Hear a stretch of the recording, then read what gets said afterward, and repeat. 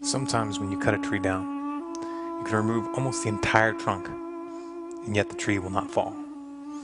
It'll rest supported by a single sliver of wood for a few moments, or even hours, almost as if defying gravity. Some might look at this precarious situation and reason that since the tree has survived every blow of the axe up to this point without falling, that it'll remain standing indefinitely. But obviously, they would be wrong, because the point of no return has already been crossed. The U.S. economy is like this tree. It's been cut through to the core, and only one thin strand remains. That strand is holding back the inevitable, delaying the consequences that are guaranteed to follow. The average person probably hasn't quite grasped the fact that 98% of the trunk of our way of life has already been cut away. But they are beginning to notice that the tree is swaying and creaking like it never has before, and some are starting to prepare. The final strand holding up the U.S. economy is the petrodollar.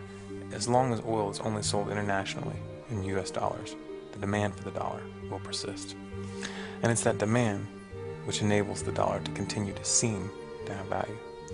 And this is the only reason why we have not seen an immediate spiral into hyperinflation in spite of the trillions of dollars created out of thin air over the past several years. However, the days of the petrodollar are numbered.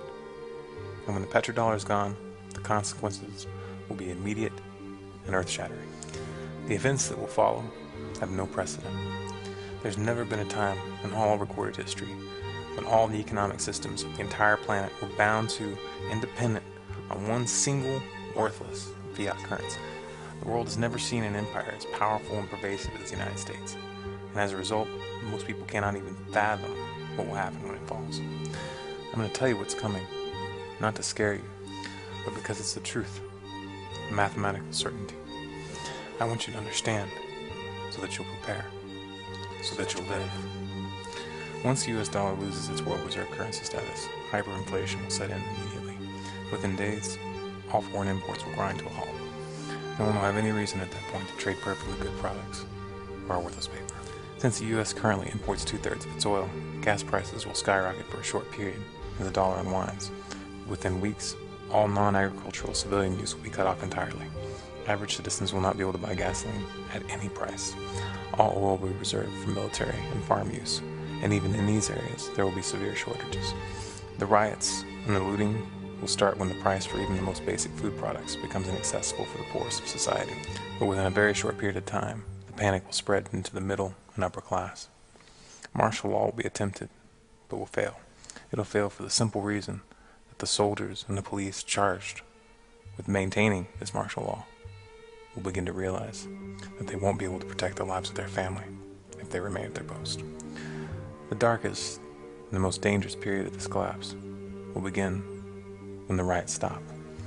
The riots will stop when there's nothing left to loot from the stores, and when people finally realize the government is not going to save them.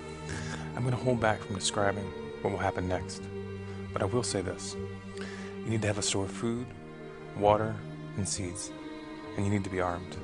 But even having all of those things will not be enough if you stay in the cities, because this will not be a short-term event, and our current way of life is not coming back. This will mark the end of an era and the beginning of a new one.